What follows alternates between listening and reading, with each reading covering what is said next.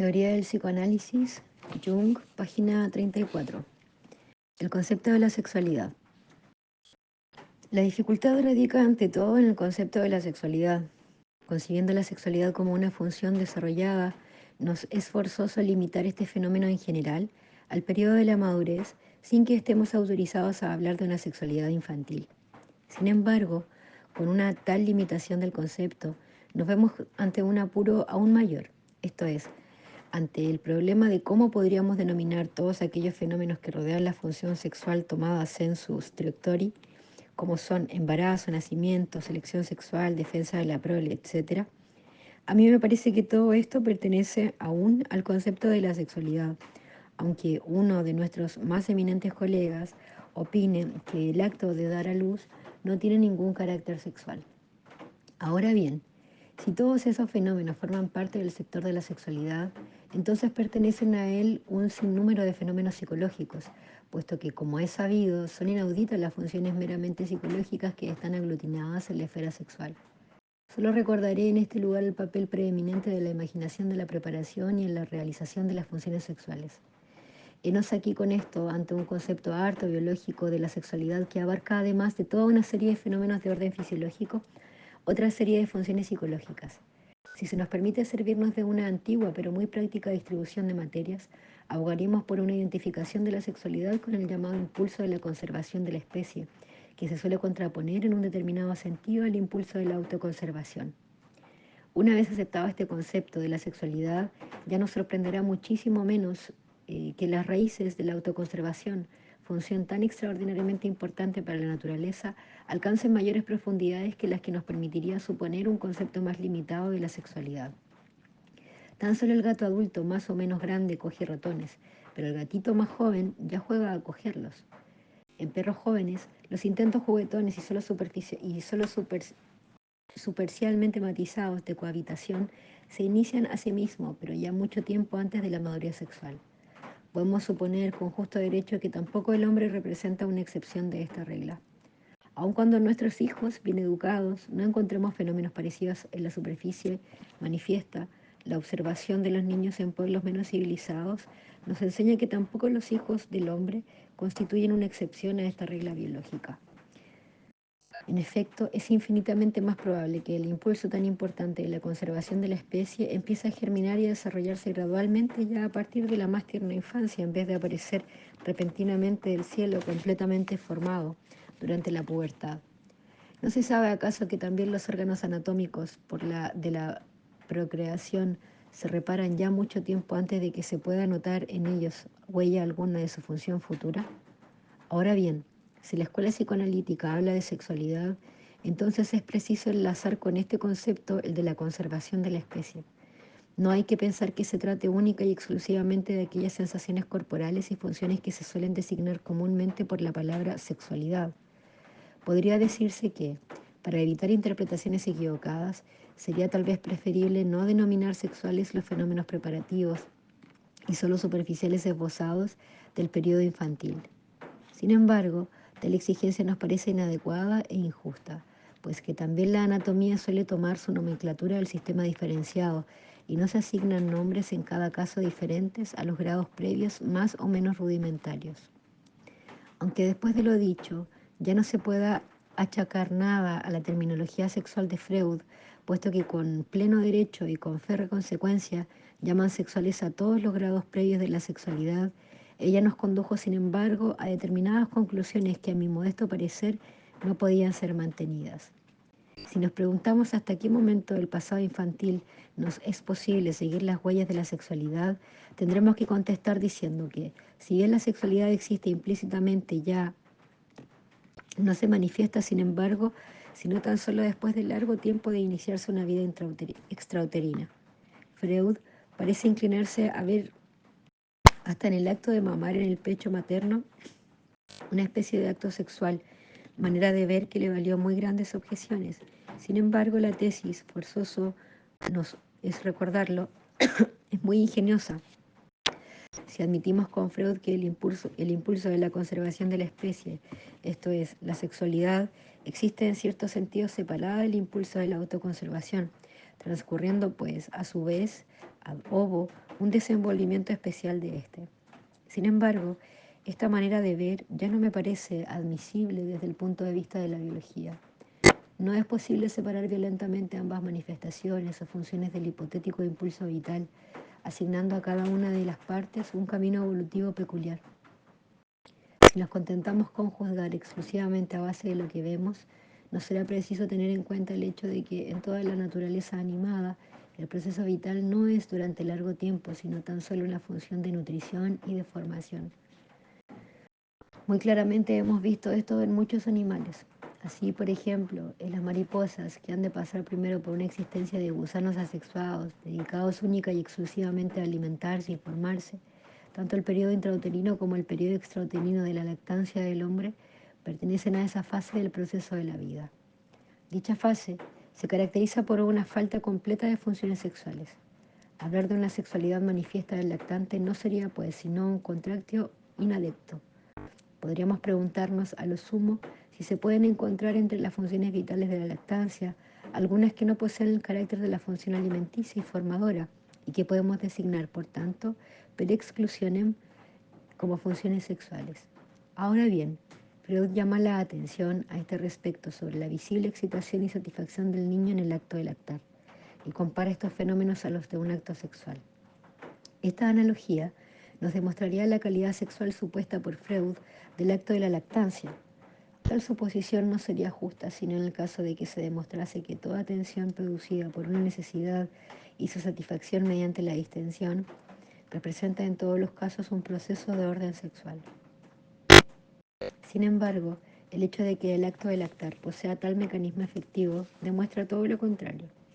De modo que podemos decir tan solo que tal mecanismo afectivo aparece tanto en la función alimenticia como en la función sexual. Pero si Freud quiere deducir de la analogía del mecanismo afectivo una cualidad verdaderamente sexual de la lactancia, entonces sería innegable la justificación de otra terminología, según nuestra experiencia biológica, que calificara el acto sexual a su vez como una función alimenticia. Sin embargo, tales excesos son completamente injustificados por ambos lados. Es completamente evidente que no se puede aplicar el acto de la lactancia a un calificativo sexual. Conocemos aún, sin embargo, toda una serie de funciones del lactante que aparentemente nada tienen que ver con la función alimenticia, el chupar y sus diferentes variantes. Aquí ya tendríamos más derecho a plantear el problema de si tales actos pertenecen o no a la esfera sexual. No sirven ya a fines alimenticios, sino al objetivo de procurarse placer. Esto es indudable, no obstante, es asaz problemático el que este placer obtenido por la succión pueda o no ser designado per analogiam como placer sexual. De la misma manera, no podríamos llamar placer alimenticio. Este último calificativo, de la misma manera, lo podríamos llamar placer alimenticio. Este último calificativo, además, sería casi más aconsejable, puesto que tanto la forma como lugar en el cual se procura placer pertenecen completamente a la función alimenticia. La mano que usa el niño para chupetearse los dedos se separa de esta manera a actos ulteriores autónomos de alimentación. En tales circunstancias, nadie propenderá a calificar de sexuales a través de una petición de principio las primeras manifestaciones vitales del individuo. La fórmula con la que hemos tropezado antes y que afirmaba que el chupeteo se buscaba una satisfacción de placer sin función alimenticia alguna, nos deja sin embargo algunas dudas acerca del carácter exclusivamente alimenticio de la succión. Vemos, en efecto, que el desarrollo ulterior del niño se presentan unos llamados malos hábitos que se enlazan íntimamente con el chupeteo, como chuparse los dedos, morderse las uñas, ponerse la mano en la nariz, en la oreja, etc. Vemos además cuán fácilmente se transforman estos hábitos más tarde en masturbación. La conclusión, per analogiam, de que tales hábitos infantiles serían, pues, preludios de la masturbación o de actos onaniformes, ostentando así un carácter netamente sexual, no podría ser negada categóricamente, puesto que parece completamente justificada. He visto numerosos casos en los cuales existía una reciprocidad indudable entre tales malas costumbres infantiles y la masturbación posterior que, al presentarse ya desde la última fase de la infancia, aún antes de la fase de la pubertad, no es sino una continuación directa de los malos hábitos infantiles. Deducir de la masturbación retrospectivamente el carácter sexual de los llamados malos hábitos infantiles, en cuanto sean actos para procurar placer al propio cuerpo, aparece desde el punto de vista así alcanzado como bastante probable y completamente comprensible. De eso, a calificar de sexual el chupeteo infantil, ya no hay mucho trecho. Freud no vaciló, como es sabido, en salvar este trecho paso que, un poco más arriba, ha censurado. Hemos tropezado, pues, con una contradicción que solo difícilmente puede resolverse. La solución sería relativamente fácil si pudiéramos suponer efectivamente la existencia de dos impulsos paralelamente existentes y sustancialmente separados. Entonces, el acto de lactar tendría, por cierto, las características de un acto alimenticio, pero no perdería tampoco su carácter de acto sexual, siendo en cierto modo una combinación de ambos impulsos. Esta parece ser efectivamente la opinión de Freud. En las manifestaciones vitales del adulto descubrimos realmente este paralelismo de ambos impulsos, o mejor dicho, de sus formas de manifestación bajo los fenómenos de hambre e impulso sexual. En cambio, a la edad de la lactancia no conocemos aún sino la función alimenticia a la cual está expuesto el premio del placer y de la satisfacción, y de cuyo carácter sexual solo se puede afirmar gracias a una petición de principio, puesto que los hechos objetivos demuestran que no la función sexual, sino el acto alimenticio, es primer medio que nos aporta placer. Procurarse placer no es idéntico a la sexualidad. Por consiguiente, nos engañamos al suponer que en el lactante existen paralelamente ambos impulsos, puesto que en realidad no hacemos otra cosa sino atribuir a la psique infantil una comprobación obtenida por la observación del adulto. Sin embargo, en ella no se encuentra aquella convivencia paralela y separada de ambas clases de manifestación de impulsos, puesto que uno de los dos sistemas impulsivos no está desarrollado aún del todo, o lo está solo de un modo completamente rudimentario. No obstante, si nos colocásemos en el punto de vista de que el afán de procurarse placer tiene un carácter netamente sexual, entonces nos veríamos obligados a concebir paradójicamente hasta la misma hambre como una tendencia sexual, puesto que también al buscar su satisfacción tiende hacia un placer. Sin embargo, si procediésemos de tal manera, excediendo límites conceptuales, no podríamos menos que conceder también al adversario el permiso de aplicar la terminología del hambre a la sexualidad. La historia de la ciencia nos brinda repetidas veces ejemplos de tales exageraciones unilaterales. Con esto, no queremos formular una censura, bien al contrario, hemos de estar contentos de que haya individuos que tengan el valor de ser desmedidos y unilaterales.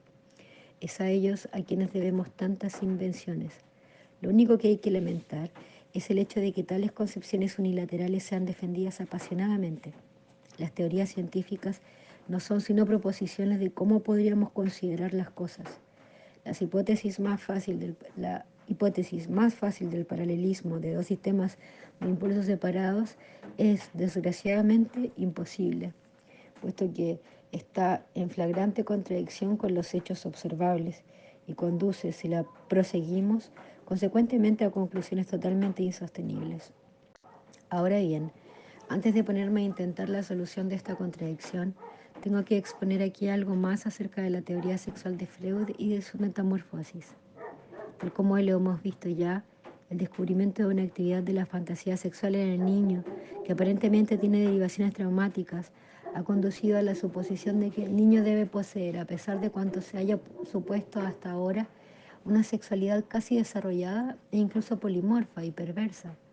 Sin embargo, su sexualidad no aparece centrada en torno a la función genital del sexo opuesto, sino que se ocupa del propio cuerpo, por lo cual se ha llamado también al niño un autoerótico. Ahora bien, cuando un interés sexual se orienta hacia afuera, hacia otra persona humana, entonces el niño no establece ninguna diferencia, o por lo menos solo la establece en un grado mínimo entre los sexos. Puede ser así muy fácilmente homosexual. En vez de la función local, que aún no existe, aparece toda una serie de los llamados malos hábitos, que se nos manifiestan desde este punto de vista como perversidades, en estrecha analogía con las perversidades posteriores. Según esta manera de ver, la sexualidad que se concibió en un principio ordinariamente como algo unitario, se disolvió en una pluralidad, y puesto que es una técnica de suposición previa que la sexualidad se produce, por decirlo así, en la esfera genital, Freud ha llegado consecuentemente a la hipótesis de unas llamadas zonas erógenas, en las cuales comprendía la boca, la piel, el ano, etc. En términos, el término zonas erógenas nos recuerda a las zonas espasmógenas. En realidad, el símil que está detrás de estos términos es el mismo. De la misma manera que la zona espasmógena es el lugar del que arranca el espasmo, también la zona erógena sería el punto determinado en el que la afluencia de la sexualidad tendría su origen. Según el modelo básico del órgano genital como origen anatómico de la sexualidad, sería preciso concebir las zonas erógenas como otros tantos órganos genitales, partiendo de los cuales confluiría la sexualidad. En este estado se hallaría la perversa sexualidad polimorfa de los niños. La expresión perverso parecía justificarse a causa de su estrecha analogía con las perversiones posteriores, que no representarían en efecto sino una edición nueva de determinados intereses protoinfantiles, perversos, estando relacionados muy a menudo como con una de las diferentes zonas erógenas o causantes de aquellas confusiones de sexo que son tan características de los niños. Según esta manera de ver, la sexualidad tardía, normal y uniforme constituiríase, pues, de diferentes componentes. En primer lugar, contendría un componente homosexual y otro heterosexual, a los cuales se agregaría luego un componente autoerótico, más tarde las diferentes zonas erógenas, etc. Tal concepción es muy parecida al estado de la física antes de Roberto Mayer, en el que solo existían sectores de fenómenos paralelos y particulares, a los cuales se asignaba una importancia elemental y cuyas correlaciones mutuas no quedaban muy justamente reconocidas. Tan solo la ley de la conservación de la energía aportó orden a estas correlaciones mutuas entre fuerzas paralelas y al mismo tiempo el concepto de las mismas no les correspondía ninguna importancia elemental absoluta, concibiéndolas como distintas formas de manifestación de la misma energía. Lo mismo debe ocurrir con este fraccionamiento de la sexualidad, en la sexualidad infantil polimorfa y perversa. La experiencia obligó a Freud a un continuo intercambio de los componentes particulares, puesto que iba reconociendo que, por ejemplo, las perversidades vivían a costa de la sexualidad normal, o que en una forma determinada de aplicación de la sexualidad se producía un descanso. Para que nos podamos imaginar esto con mayor claridad, aduciremos un ejemplo.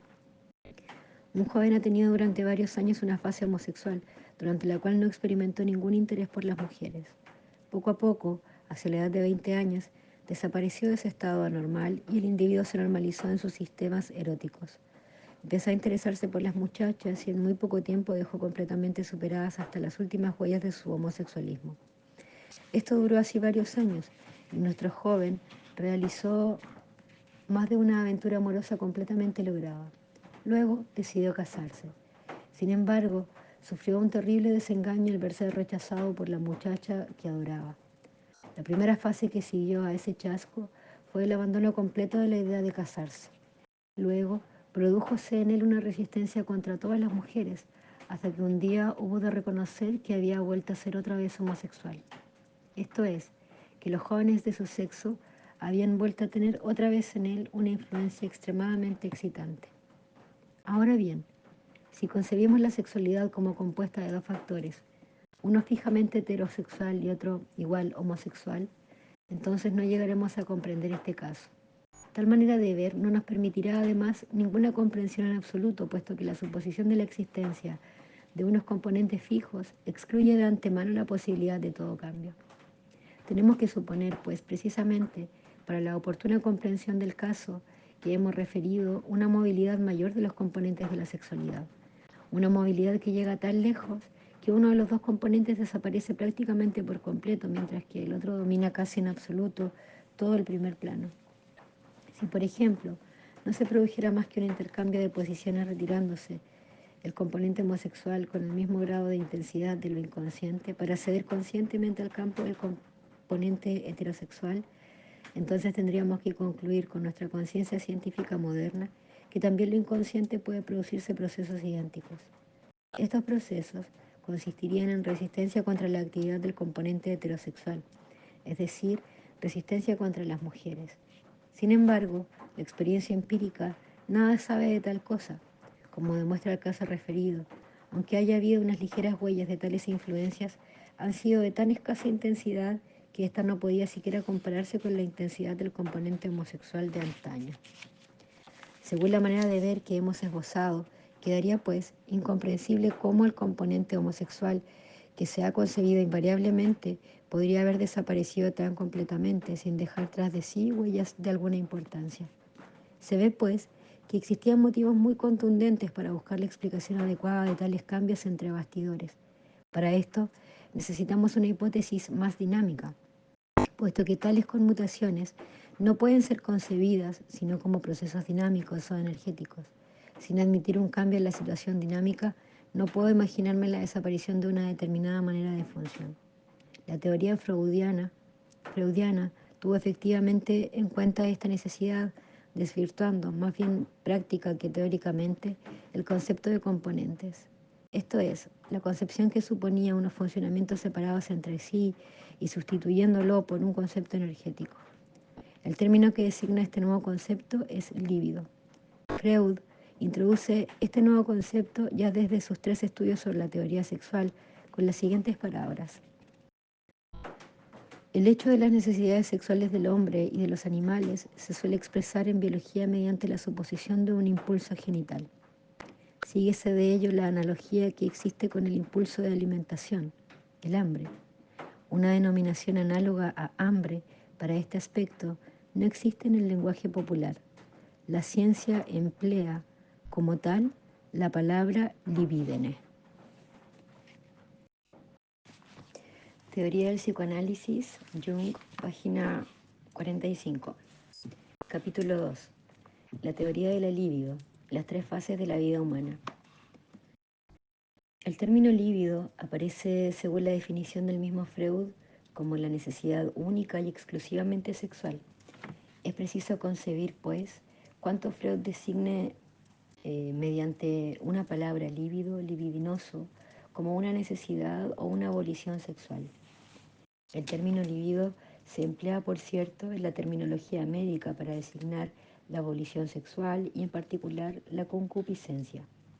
Sin embargo, los autores clásicos como Cicerón, Salustio, no conocen solamente esta definición unilateral.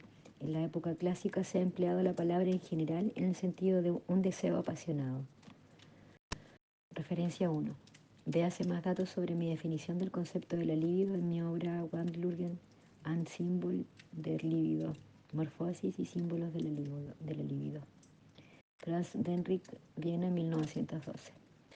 Mencionemos este interesante detalle, porque más adelante desempeñará un papel de importancia en nuestras disquisiciones, y porque es importante saber que el concepto de la libido goza de una acepción más amplia que la que se le suele dar en medicina. El concepto de la libido, cuya importancia meramente sexual queremos conservar en el sentido de Freud hasta donde nos sea posible, representa aquella magnitud dinámica que estábamos precisamente buscando para poder explicar el desplazamiento de los bastidores anímicos. Gracias a este concepto, quedará simplificada la formulación de los fenómenos en cuestión. En vez del intercambio incomprensible entre los componentes homosexual y heterosexual, podemos decir ahora, la libido se retiró poco a poco de su posible aplicación homosexual para posibilitar hasta el mismo grado una aplicación heterosexual. Con ello, el componente homosexual llegó a desaparecer prácticamente casi por completo, transformándose en una mera posibilidad esquemática a la cual, en sí, no correspondía ninguna importancia y cuya existencia fue combatida, por decirlo así, con pleno derecho, por los profanos, de la misma manera que, por ejemplo, la posibilidad de ser un asesino. Ahora bien, la aplicación del concepto de la libido nos permite explicar de una manera fácilmente comprensible las múltiples relaciones mutuas existentes entre diferentes maneras de función de la sexualidad.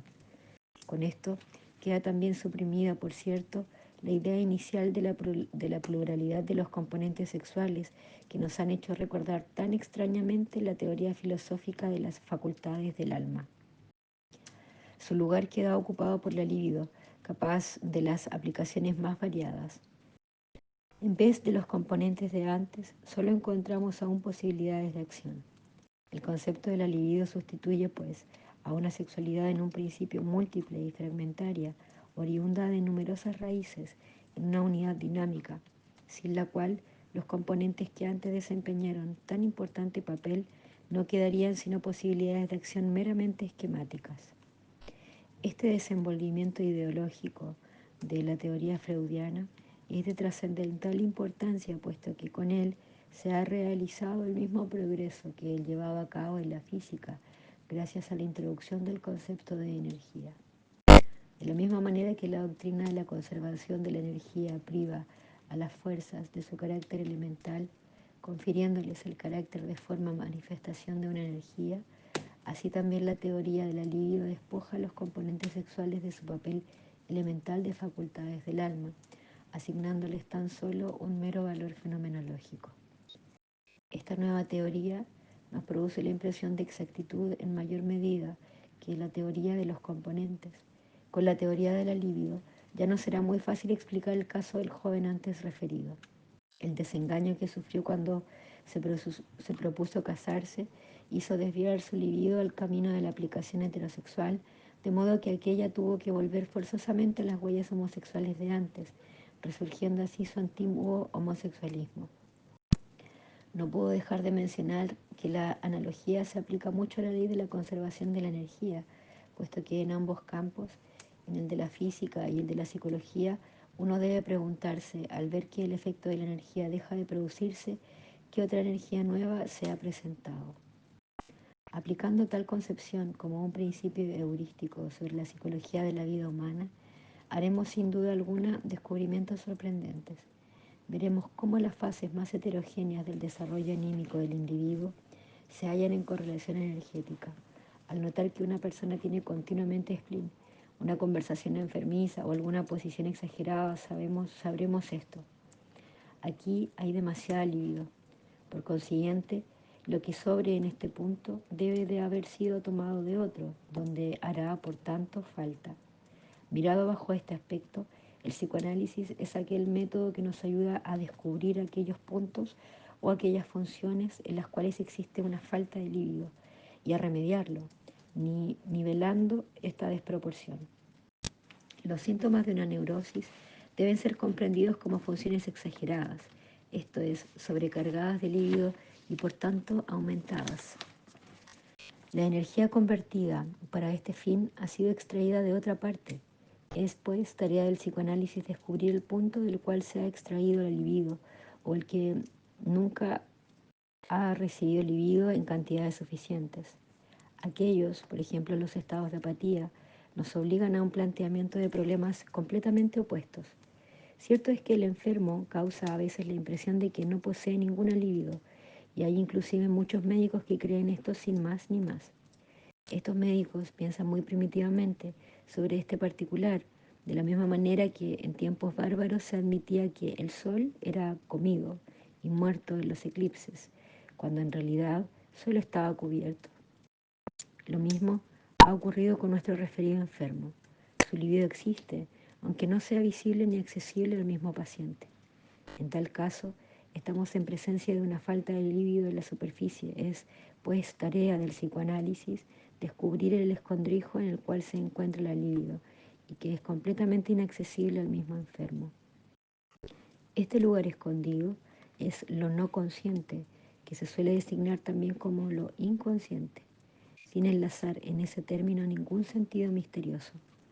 La experiencia psicoanalítica nos ha enseñado que existen sistemas psicológicos no conscientes que podríamos designar en analogía con la fantasía consciente, como sistemas inconscientes de fantasías.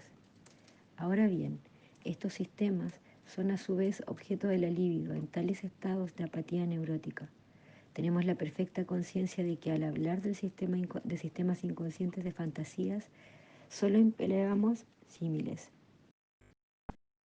Con todo ello, no queremos decir otra cosa, sino que la hipótesis de entidades anímicas fuera de la conciencia es un postulado ineludible, puesto que la experiencia nos demuestra, por decirlo así, cada día que deben existir procesos anímicos no conscientes que influyen notablemente sobre la economía doméstica de la libido. Aquellos casos conocidos por todo psiquiatra en los que se declara con relativa brusquedad todo un sorprendente sistema de locura muy complejo demuestran claramente que debe haber desenvolvimientos y preparaciones anímicos inconscientes. Si no, esto sería imposible suponer que tales fenómenos se hayan podido producir tan repentinamente como si hubieran irrumpido en la conciencia. Creo que se me perdonará esta ligera digresión que ha servido para aclarar el concepto de lo inconsciente. Hemos recurrido a ella para hacer entrever al lector que en las metamorfosis de las cargas libidinosas no tenemos que referirnos tan solo a la conciencia, sino también a otra instancia, esto es, a lo inconsciente de la libido. Puede a veces también desaparecer. Sin embargo, ahora volvemos otra vez a la discusión de otras consecuencias más que acarrea la aceptación de la teoría de la libido. Terminología sexual. Freud nos ha enseñado, y nosotros lo hemos podido ver a diario en nuestra práctica psicoanalítica, que existen en vez de la sexualidad normal posterior en la primera infancia, múltiples gérmenes e inclinaciones que más tarde reciben el nombre de perversidades. Nos hemos visto obligados a reconocer a Freud la precisión de asignar ya a estos gérmenes una terminología sexual. A consecuencia de la introducción del concepto de la libido, aprendemos que aquellos componentes elementales que parecían representar los orígenes y las fuentes de la sexualidad normal pierden en el adulto su importancia y quedan reducidos al grado de meras posibilidades de aplicación, en tanto que hasta cierto punto tenemos que buscar en la libido su principio activo y su fuerza vital. Sin la libido, los componentes no significan absolutamente nada. Veamos, pues, que Freud asignó a la libido un carácter indudablemente sexual, más o menos en el sentido de necesidad genital. Se suele suponer, desde un punto de vista habitual, que no existe libido sino a partir de la pubertad. Sin embargo, ¿cómo se podría explicar entonces el hecho de que el niño posea una sexualidad polimorfa, perversa, lo que quiere decir que la libido activa en el niño no solo una, sino a la vez varias perversiones? Si la libido tomada en sentido freudiano se produjera tan solo en la pubertad, entonces sería imposible que alimentara ya antes unas perversiones infantiles. Tendría que suponerse, pues, que las perversiones infantiles son facultades del alma, en el sentido de la teoría de los componentes, sin pensar en la irremediable confusión teórica que forzosamente acarrearía tal concepción. Iniciaríamos con ellos una multiplicación de los principios de explicación, cosa metódicamente insuficiente en virtud de la tesis fundamental que dice principia praeter necessitatem non sunt multiplicanda. No se debe multiplicar los principios más allá de lo necesario. Así, solo cabe la solución de admitir la identidad, por decirlo así, de la libido anterior a la pubertad con la libido posterior a ella. Por tanto, también las perversiones infantiles se producirán de la misma manera que las perversiones en los adultos. El buen sentido humano protestará contra esta insinuación, en vista de la imposibilidad de la necesidad sexual sea idéntica en el niño y en el adulto sexualmente maduro. Se podría establecer aquí determinado arreglo, diciendo con Freud que la libido es idéntica antes y después de la pubertad, pero que su grado de intensidad es diferente. En lugar de la gran necesidad sexual que se observa después de la pubertad, podríamos suponer en la infancia la existencia de una necesidad pequeña, cuya intensidad disminuiría en el decurso del primer año de vida, hasta no quedar de ella más que unos dejes ligeros. Desde el punto de vista biológico, no habría inconveniente en aceptar tal interpretación. Sin embargo, tendríamos que suponer con ello también que cuanto cabe en el marco del concepto ampliado de la sexualidad, tal como lo hemos detallado más arriba, está ya presente en una forma disimulada, disminuida.